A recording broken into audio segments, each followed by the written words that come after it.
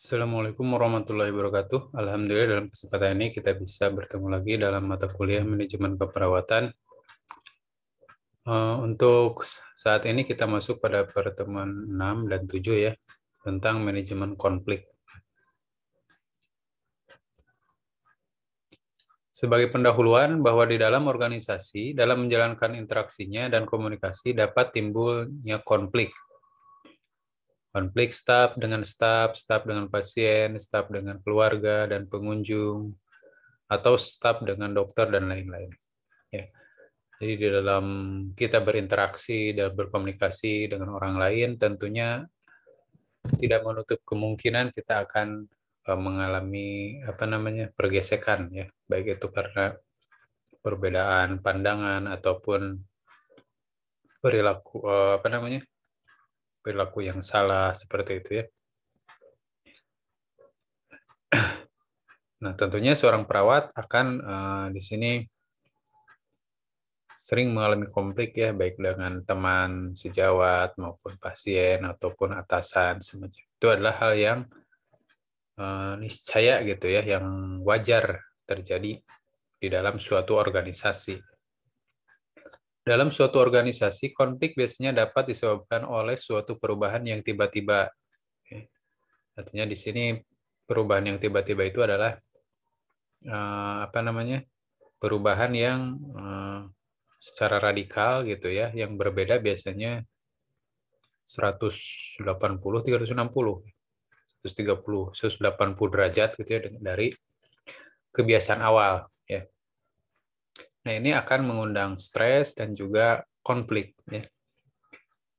Contohnya misalkan contoh dengan konflik yang konflik itu kan bukan hanya dengan orang lain ya, dengan diri sendiri juga sering terjadi konflik.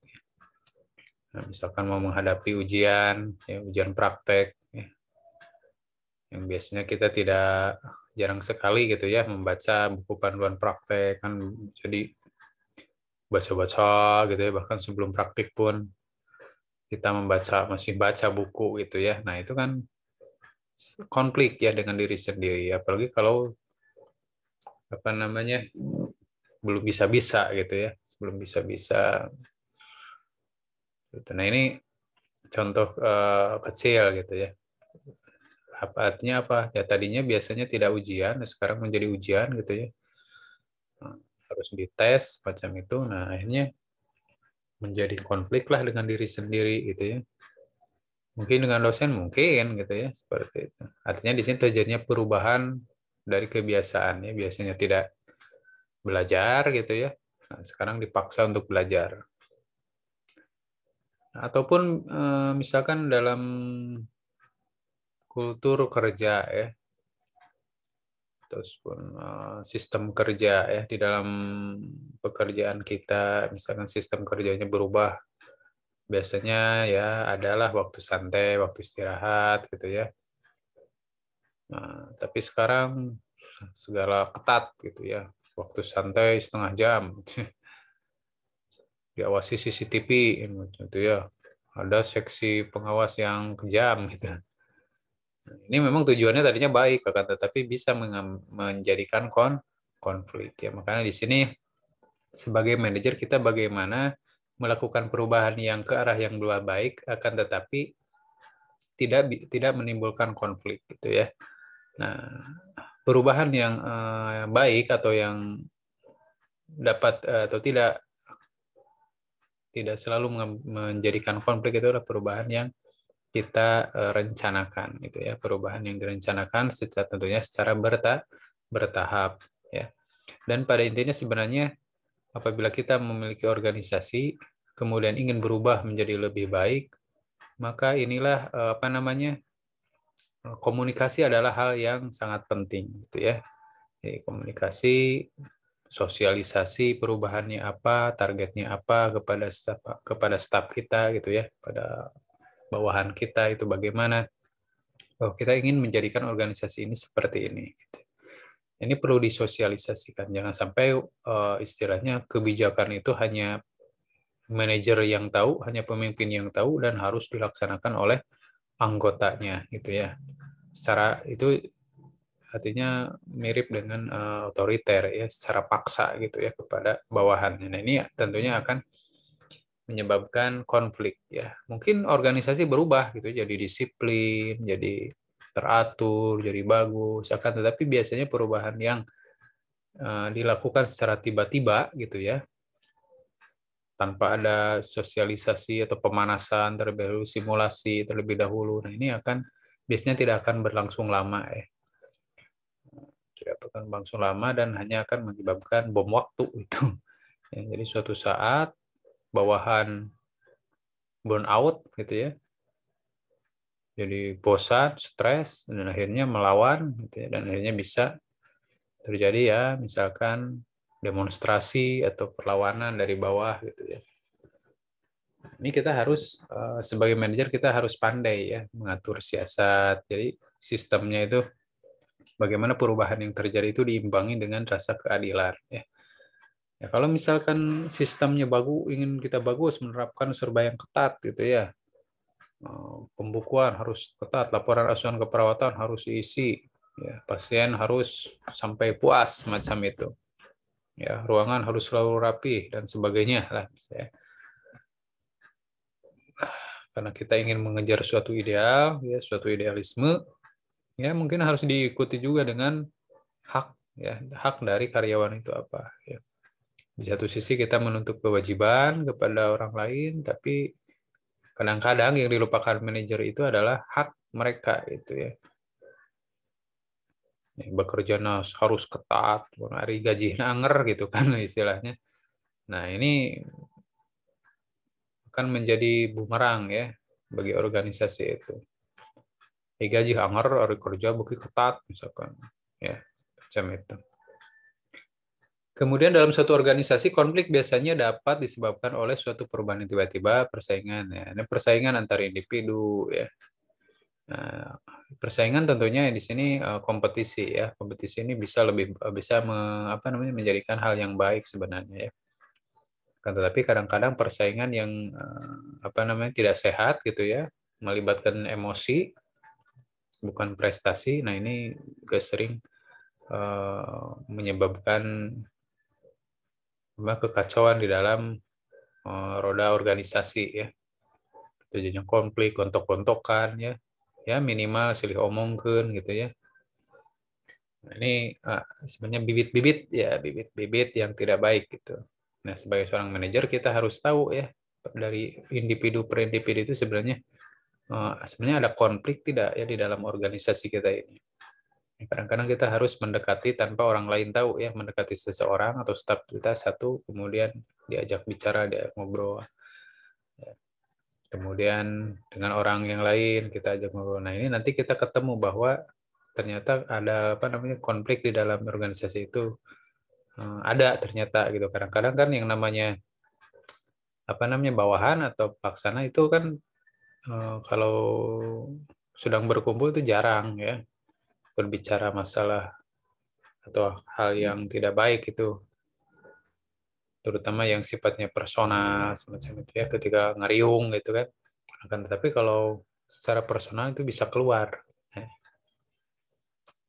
Kemudian perbedaan sistem budaya atau nilai kepribadian dan kemajuan teknologi ya.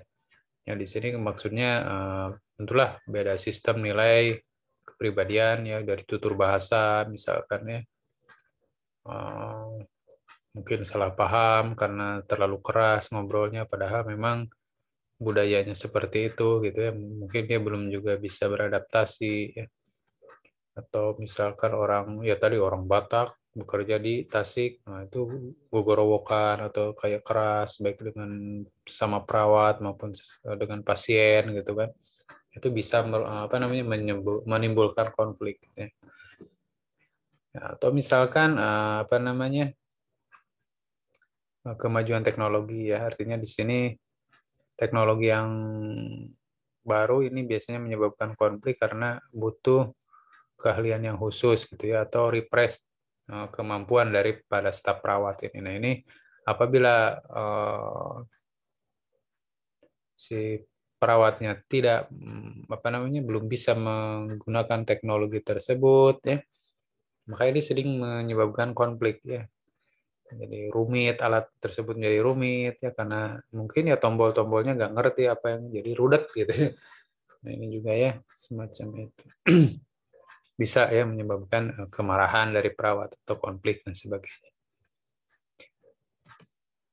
Nah, definisi konflik adalah situasi yang terjadi ketika ada perbedaan pendapat atau perbedaan cara pandang di antara beberapa orang, kelompok, atau organisasi. Ya. Sini perbedaan cara pandang. Ya. Sebenarnya mereka memandang hal yang benar, akan tapi dari sudut yang berbeda. Jadi suatu objek dipandang dari sudut yang berbeda itu akan berbeda penampakannya. Misalkan apa? Misalkan kita tadi ingin menjalankan sistem yang ideal gitu ya dalam organisasi kita. Ya, dalam satu pandang kita itu baik, bagus, kita akan mengarah pada tujuan organisasi kita. Akan tapi dipandang oleh bawahan, seperti misalkan, wah ini terlalu akan akan menyebabkan kecapean, kelelahan, ya kerja yang intensitas yang tinggi, akan menyebabkan stres yang tinggi, semacam itu. Ya, di sinilah perbedaan cara pandang, gitu ya. Bahkan perbedaan cara pandang itu bisa apa namanya menghasilkan kontraproduktif gitu ya. Alih-alih kita ingin menjadikan organisasi yang baik, yang mencapai tujuan organisasi, akan tetapi dari pandangan orang lain itu menyebabkan justru keruntuhan gitu ya. Nah inilah apa namanya yang dinamakan konflik gitu ya. Sikap saling mempertahankan diri sekurang-kurangnya di antara dua kelompok yang memiliki tujuan dan pandangan berbeda dalam upaya mencapai suatu tujuan sehingga mereka berada di dalam posisi oposisi ya, bukan kerjasama ya. Jadi yang namanya konflik itu ada pihak-pihak yang saling beradu ya, beradu itu baik itu adu pandangan, berbeda pendapat gitu ya. Nah ini artinya ada yang oposisi gitu ya, yang menentang, ya, bukan kerjasama. Gitu. Itu dinamakan konflik. Penyebab konflik yang pertama tadi batasan pekerjaan yang tidak jelas ya ini ya. Jadi pekerjaan yang kita berikan pada bawahan gitu tidak jelas. Batasan-batasnya hak dan kewajibannya lah gitu ya seperti itu. Apalagi misalkan bawahan apa atasannya tidak mengetahui gitu ya batas pekerjaan bawahan kita itu sampai di mana gitu, sehingga mempekerjakan pekerjaan yang bukan merupakan kewajiban dia gitu ya. Kemudian hambatan komunikasi. Nah, ini gaya kepemimpinan. Sebenarnya pemimpin adalah yang menentukan apakah organisasi itu bisa berjalan baik atau tidaknya. Salah satu aspek yang banyak menyebabkan apa namanya konflik di dalam organisasi adalah hambatan dari komunikasi. Ya. Nah, sosialisasi tentang program kita, tujuan sistem kerja saat ini itu bagaimana. Ini ada hambatan, ya, ada barir, sehingga di sini bisa menjadikan kesalahan pandangan dari orang lain atau bawahan kita, gitu ya. Kemudian tekanan waktu, ya deadline, ya ini ya. Ingin mencapai sesuatu yang bagus, yang baik, akan tetapi dengan waktu yang singkat ini menyebabkan stres dan menyebabkan timbulnya konflik. Ya, mungkin itu contohnya tadi ya. Kita ingin ujian, besok ujian, sekarang baru baca-baca, itu ya tentunya stres. Nah itu akan menyebabkan konflik. Ya.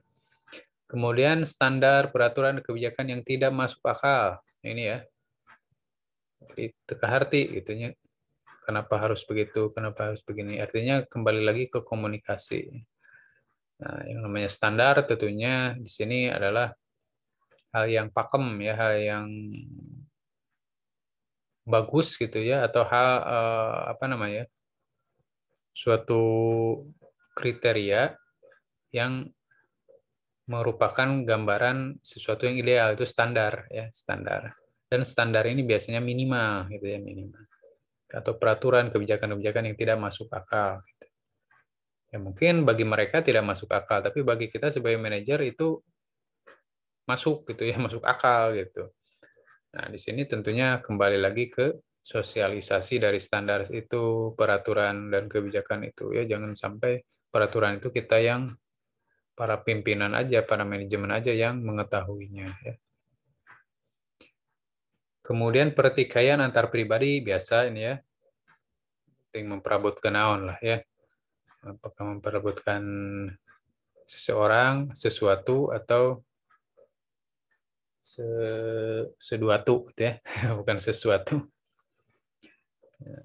Pertikaian ya. Kemudian perbedaan status. Status posisi ya. Status apa? Status ekonomi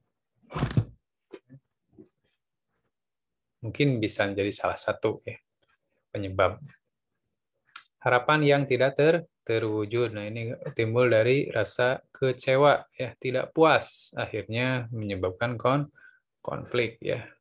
Nah, jadi harapannya tadi dengan intensitas yang ketat, pekerjaan yang intens gitu ya, standar yang tinggi gitu.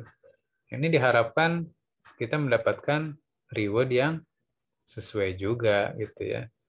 Sesuai lah gitu ya. Nah, ini sebagai manajemen kita harus bisa menakar gitu ya. Apabila gajinya segini cukup tidak dengan intensitas kerja seperti ini. Ya. Ya, memang yang namanya gaji itu tidak akan pernah cukup ya. Mungkin cukupnya ketika seminggu 2 minggu naik gaji merasa cukup atau merasa puas gitu ya. Tapi setelahnya itu akan merasakan ketidakcukupan lagi gitu. Naik lagi, sebentar merasa bahagia, sebentar lagi kecewa lagi, itu naik-naik deui wae. Kau sakieu wae gajina beda jeung institusi lain, misalkan oh gajina oralus gitu. Gajinya besar. Terus aja seperti itu ya. Jadi yang namanya gaji atau salary itu termasuk unsatisfied factor ya. Jadi faktor yang tidak memuaskan ya dalam suatu pekerjaan gitu ya. Jadi gaji, tunjangan itu akan selalu suatu saat kita akan menginginkan kenaikan. Setelah dipenuhi menaikkan lagi ya. Akan terus seperti itu. Apakah itu wajar? Wajar gitu ya, selama tidak menyebabkan konflik gitu. Jadi jangan sampai menyebabkan tadi karena kita tidak puas dengan gaji dan pendapatan di institusi ini maka melaksanakan tindakan korupsi misalkan ya. Nah, itu apa namanya? Jangan ya seperti anggota dewan misalnya kurang kurang gimana itu ya gajinya ya. Puluhan juta gitu, belum tunjangan, mungkin ratusan juta per bulan, tapi tetap saja korupsi gitu ya. Icip-icip, nyokolan bansos kan, lah bansos sabaraha sih gitu ya. Tapi sa Indonesia makan meureun jadi sa kabupaten, sa kecamatan, menjadi miliaran meureunnya. Tina tadina lumayan 10.000 ge. Ari sa Indonesia mah gitu.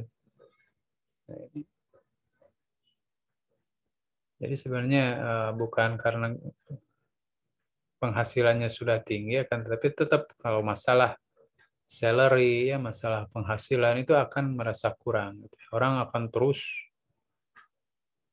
mencari ya, uang sebanyak-banyaknya. Itu adalah wajar gitu ya. Apa itu apa atau faktor yang bisa memuaskan kita dalam bekerja ya. Kalau kita kan hidup tadi mencari kepuasan ya. Jadi kita hidup adalah untuk mencari kepuasan. Kita kuliah, bekerja sebagai perawat, puas, alhamdulillah merasa puas. Kita sudah kuliah, kemudian menikah, alhamdulillah puas. Nah, kita ingin mencari kepuasan. Sudah menikah, punya anak banyak, puas. Punya mobil, punya rumah, alhamdulillah puas. Gitu ya. Nah, akan tetapi kalau masalah harta ini akan terus menjadi faktor yang tidak memuaskan. Ya. Faktor yang memuaskannya apa? Ya kembali lagi ke hakikat gitu ya. Misalkan keikhlasan, suka saling memberi gitu ya, sodako semacam itu, membuat orang lain bahagia. Nah, itu adalah kepuasan yang sejatinya seperti itu ya.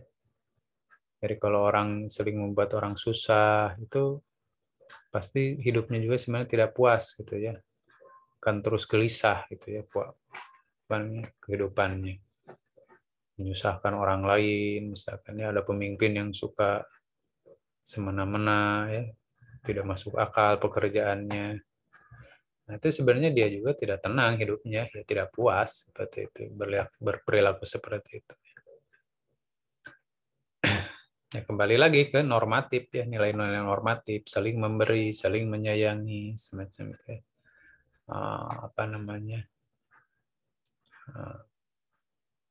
puas dengan apa yang kita dapatkan, gitu ya, bersyukur. Nah, itu adalah sebenarnya kepuasan dalam bekerja itu kembali lagi ke situ sebenarnya ya. Jadi kalau hanya mengejar gaji, ingin naik, nah itu akan menyebabkan ketidakpuasan justru. Itu menurut teori ekonomi juga seperti itu. Jadi bukan hanya teori agama gitu, teori ekonomi juga seperti itu. Nah, kemudian kita masuk ke jenis-jenis konflik ya. Jenis-jenis konflik itu yang pertama ada konflik intrapersonal. Di mana konflik yang terjadi pada individu sendiri, keadaan ini merupakan masalah internal untuk mengklasifikasi nilai dan keinginan dari konflik yang terjadi. Hal ini sering dimanifestasikan sebagai akibat dari kompetisi peran. Ya. Tadi ya, konflik dengan diri sendiri. Ini sering terjadi baik itu dalam tingkatan yang rendah, sedang, sampai berat, gitu ya, menyebabkan depresi, putus asa, sebenarnya. Tapi konflik di dalam diri sendiri ya, antara dengan keinginan, ya, ingin seperti itu, akan tetapi kita posisinya seperti ini, gitu ya. Akhirnya dia merasa tidak berdaya, ingin seperti artis, gitu ya, akan tetapi wajah seperti ini gitu ya, itu jadi kumaha stres ya kan, itu konflik interpersonal ya, artinya ketika harapan tidak sesuai dengan kenyataan lah gitu ya. Kemudian konflik interpersonal ya, konflik yang terjadi antara dua orang atau lebih di mana nilai tujuan dan keyakinan yang berbeda ya, berbeda dengan orang lain ya, gontok-gontokan dengan orang lain baik secara verbal atau non verbal sampai fisik gitu ya. Ini intinya adalah karena adanya perbedaan nilai, tujuan, dan keyakinan. Kemudian kelompok intra-kelompok, konflik intra-kelompok. Konflik ini terjadi ketika seorang di dalam kelompok melakukan kerja berbeda dari tujuan. Ya. Mungkin si ini yang rajin-rajin gitu ya, misalnya kerja kelompok gitu ya. Mengerjakan askop, mengerjakan gitu, cicing-cicing, nyantai-nyantai. Apakah itu karena dia tidak melibatkan diri dalam kelompok ataupun memang pimpinan yang tidak ketua kelompoknya yang tidak bisa menggerakkan anggotanya semacam itu bisa terjadi. Ya misalkan atau orang lain mengerjakan asuhan keperawatan, kita itu tidak bisa tengarti asuhan atau mere-mere makanan atau naon gitu ya, support atau yang jadi presenter atau yang jadi ngetik atau yang motokopi dan sebagainya. Ya. Jadi kita perannya di situ. Apakah itu boleh? Boleh gitu ya. Jadi setiap orang memberikan peran gitu ya. Kemudian konflik antar kelompok. Ya, konflik ini dapat timbul ketika masing-masing kelompok bekerja untuk mencapai tujuan kelompoknya ya. Artinya di sini antar kelompok satu dan kelompok lain ini saling bersaing sebenarnya, saling bersaing mencapai tujuan organisasi seperti itu ya. Bisa terjadi ya konflik antar kelompok. Di dalam pekerjaan misalnya tim satu dengan tim dua terjadi konflik ya, akibat dari perbedaan jumlah apa namanya, atau intensitas kerjanya kelompok A sedikit, kelompok B banyak gitu ya. Nah ini sering, atau komposisi dari kelompok itu sangat berbeda. Yang satu senior gitu ya, yang kedua junior unggul gitu kan. Nah, ini apakah senior ini menjadi malas atau junior justru junior paling semangat, atau senior adalah kelompok yang saling mengerti, sudah skillful gitu ya, sedangkan kelompok yang muda-muda yang fresh graduate itu masih tergantung sehingga menyebabkan rudet gitu ya. Nah, ini komposisi kelompok juga bisa juga menyebabkan apa namanya? Kelompok itu saling berkonflik gitu ya, seperti itu. Jadi kita sebagai manajer bagaimana komposisinya antar kelompok satu dengan kelompok dua itu menjadi seimbang, beban kerjanya seimbang gitu ya, seperti itu. Nah, bagaimana kita apa namanya? Mengatasi konflik ya.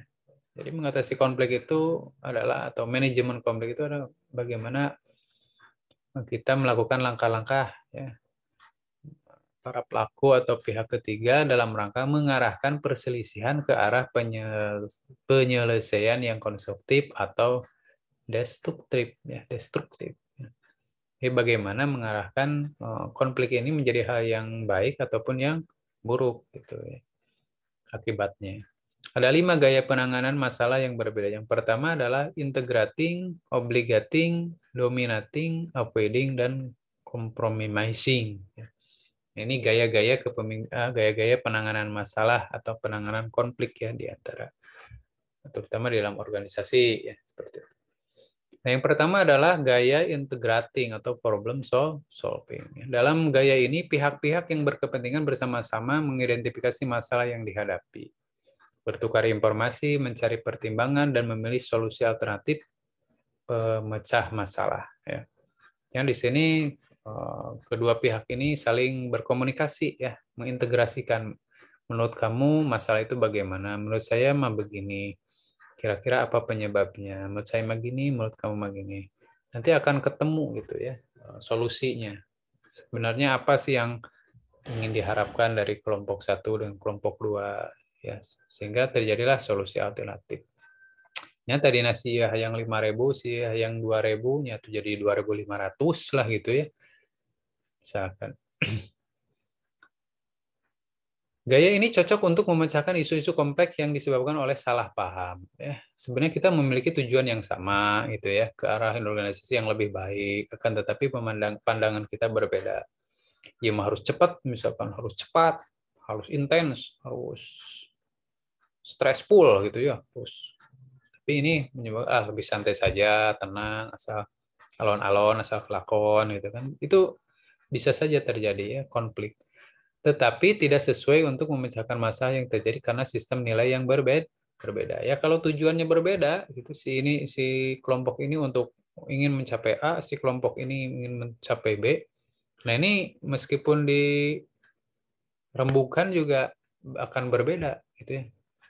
Ya misalkan di negara kita itu ada yang menyatakan wah Pancasila adalah ideologi yang paling bagus, paling cocok gitu di Indonesia. Yang kedua, Indonesia itu lebih baik dengan Islam karena mayoritasnya Islam. Nah, ini dari pandangan kelompok ini kedua-duanya benar gitu ya. Benar gitu. Kan tetapi di sini terjadinya salah paham. Apakah Pancasila itu misalkan kontra dengan Islam atau Islam itu sangat kontra dengan Pancasila? Nah, ini sebenarnya eh, kalaupun ada penengah ya harus seimbang gitu ya. Ataupun kalau yang negara yang sangat berbeda, misalnya ini ingin komunis, ini ingin Pancasilais, misalkan, nah itu kan jelas berbeda.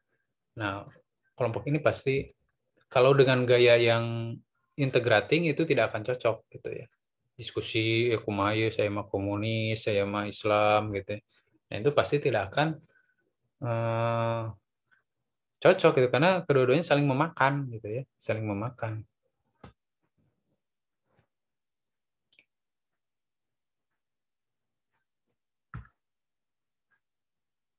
Nah, makanya ayat Nasakom, nasionalis Islam komunis. Nah, itu sebenarnya ideologi yang mustahil dilakukan ya, karena itu saling memakan ideologinya gitu.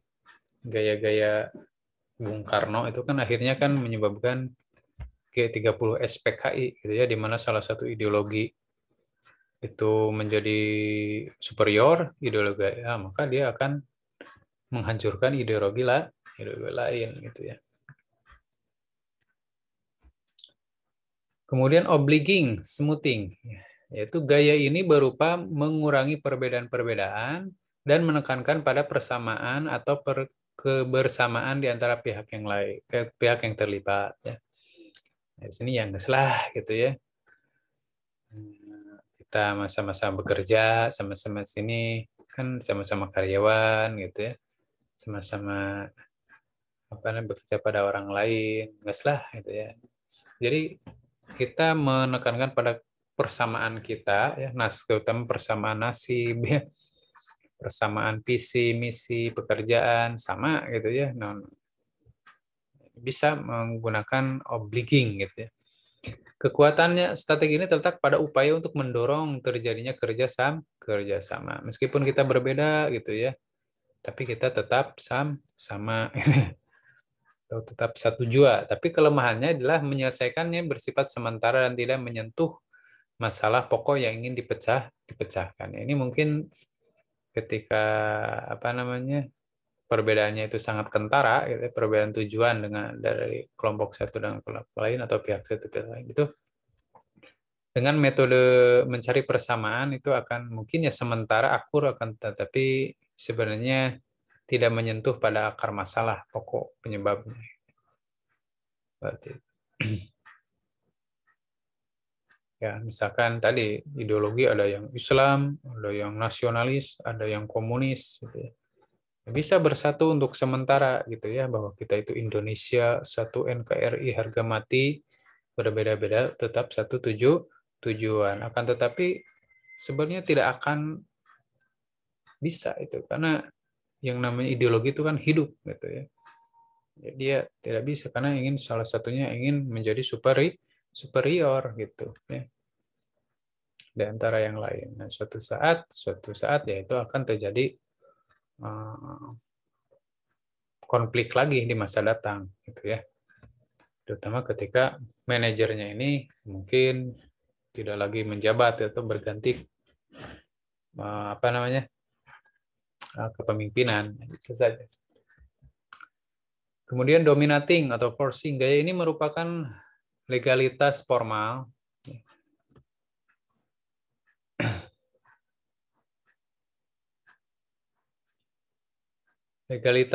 dalam menyelesaikan masalah. Gaya ini cocok digunakan jika cara-cara yang tidak populer hendak diterapkan dalam penyelesaian masalah.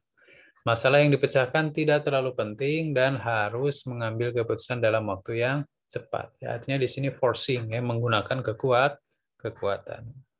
Ya, ketika masalah itu memang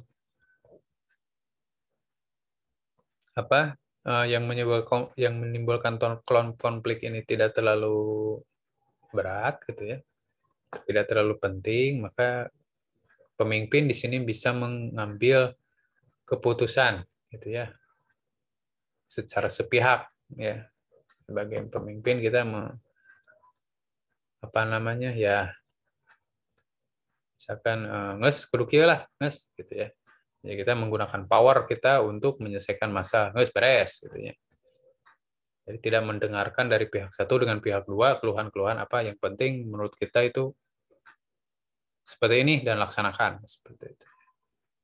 Ya, ini bisa efektif, bisa gitu ya. Seperti masalahnya, akan tetapi yang tidak terlalu mencolok ya. Teknik ini tidak tepat untuk menangani masalah yang menghendaki adanya partisipasi dari mereka yang terlibat, dan juga tidak tepat untuk konflik yang bersifat kompleks. Ya. Kekuatan gaya ini terletak pada minimalnya waktu yang dibutuhkan. Ya, artinya dengan forcing, dengan mengetok palu oleh pemimpin, yaitu jadi masalahnya selesai dalam waktu yang cepat. Gitu ya. Kemudian kelemahannya sering menimbulkan kejengkelan atau rasa berat hati untuk menerima keputusan yang mereka oleh mereka yang terlibat ya. Jadi karena keputusannya satu pihak, kadang-kadang juga tidak melibatkan adanya aspek komunikasi ya, tukar pendapat. Ini sehingga menyebabkan adanya ketidakpuasan sebenarnya ya. Makanya di sini hanya cocok untuk masalah-masalah yang ringan, yang tidak esensial gitu, yang tidak merusak kelompok nantinya ya. Seperti itu. Ini misalkan apa ya contohnya, silahkan dicari sendirilah ya. Dan masalah daharun misalkan ya. Masalah makanan misalkan ya. Si A nyokot makanan lebih banyak dari si B, menyebabkan konflik. Nah, semacam itu perlu dilerai lah istilahnya ya. Perlu direlay oleh pemimpin dengan menggunakan gaya dominating atau forcing. Ya. Kemudian yang keempat adalah gaya avoiding. Ya, gaya ini digunakan untuk menyelesaikan masalah yang sederhana. Ya. Atau jika biaya yang harus dikeluarkan untuk konfrontasi jauh lebih besar daripada keuntungan yang diperoleh. Artinya di sini avoiding itu menghindari ya. Ya udahlah. Apa namanya? Kita jangan menghindari konflik tersebut lah, sumber-sumber atau yang menyebabkan konflik tersebut gitu ya. Cocok untuk menyelesaikan masalah-masalah yang sulit atau buruk tapi kurang tepat pada konflik yang menyangkut isu-isu penting. Atau adanya tuntutan tanggung jawab untuk menyelesaikan masalah secara tuntas ya. Avoiding jadi menghindari menghindari tanggung jawab lah gitu ya. Jadi menghindari membahas konflik tersebut. Jadi dia dikubur hidup-hidup. Jadi masalahnya dikubur hidup-hidup. Sehingga di sini memang bisa meredakan dengan cepat semacam itu ya. Tapi memang bukan masalah. Ini tepat untuk bisa saja terjadi atau digunakan untuk masalah yang sederhana. Jadi tidak masalah yang kompleks. Gitu. Kemudian compromising gaya ini merupakan yang menempatkan seseorang pada posisi moderat. Ya. Yang secara seimbang memadukan antara kepentingan sendiri dengan kepentingan orang lain. Ini merupakan pendekatan saling memberi dan menerima give and take approach dari pihak yang terlibat. Ya, artinya sama aja seperti tadi integrating ya. Kompromi. Jadi win-win solution gitu ya, mencari kemenangan, dua pihak tersebut merasa menang gitu ya. Kompromi cocok digunakan untuk menangani masalah yang melibatkan pihak-pihak yang memiliki tujuan berbeda tetapi memiliki kekuatan yang sama ya. Jadi ini gaya yang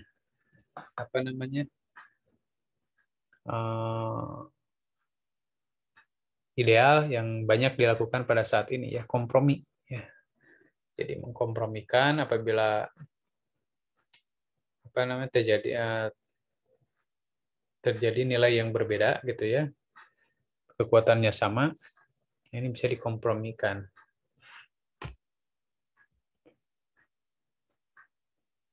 Nah, dalam hal ini seperti ini ya, ininya apa tuh? Ini.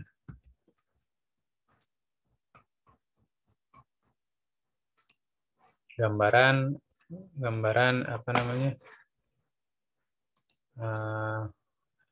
beberapa gaya ya, integrating, di mana dia integrating itu menyatukan tadi persamaan ya. Jadi sehingga kepuasan biasanya tinggi baik pada orang lain ataupun pada diri kita sendiri ya. Kalau dominating ini concern for other atau perhatian pada orang lain itu lebih low, dan pada diri sendiri itu lebih tinggi ya. Artinya di sini pihak yang pihak yang mau menjadi pemimpin atau mayoritas itu akan lebih puas daripada yang tidak mayoritas gitu ya. Obliging ini order, jadi mengorbankan diri sendiri ya, mengorbankan keyakinan lain untuk pada orang lain gitu ya. Kemudian avoiding tadi menghindari konflik, hal-hal yang tidak penting. Jadi tidak lagi membahas melepas tanggung jawab dan sebagainya. Ini akan menyebabkan sebenarnya concern pada orang lain dan ini kecewa gitu ya, sebenarnya masih ada kekecewaan di dalamnya ya. Sedangkan compromising tadi itu adalah win-win solution ya. Jadi ini setiap masalah sebenarnya masih bisa cocok ya digunakan compromising. Ya kan, tapi di sini terutama untuk masalah-masalah yang besar saja gitu ya. Kan tapi membutuhkan waktu yang lama biasanya ini ya, kompromi, perlu rembuk bersama, perlu menyediakan waktu bersama, dan ini tentunya akan memakan cost yang lebih besar gitu ya. Aspek positif dari konflik yang pertama membantu setiap orang untuk saling memahami tentang perbedaan pekerjaan dan tanggung jawab mereka. Kemudian memberikan saluran baru untuk komunikasi, menumbuhkan semangat baru pada staf. Setelah berkonflik biasanya akan timbul semangat yang baru ya, yang refresh ya. Motivasi yang baru ya. Kemudian kebahagiaan, memberikan kesempatan untuk menyalurkan emosi. Jadi adanya konflik itu bisa mengkatarsis emosi, kita bisa curhat pada pimpinan, kenapa saya menjadi seperti ini, gitu ya, atau mengalami hal seperti ini. Kemudian menghasilkan distribusi sumber tenaga yang lebih merata dalam organisasi ya. Yang di sini bisa mengetahui menjadi feedback ya adanya konflik ini kepada manajemen ya, agar terjadinya pemerataan ya, keadilan seperti itu ya. Intinya sih konflik ini adalah terjadi karena merasa tidak adil gitu ya, satu pihak terhadap pihak lain.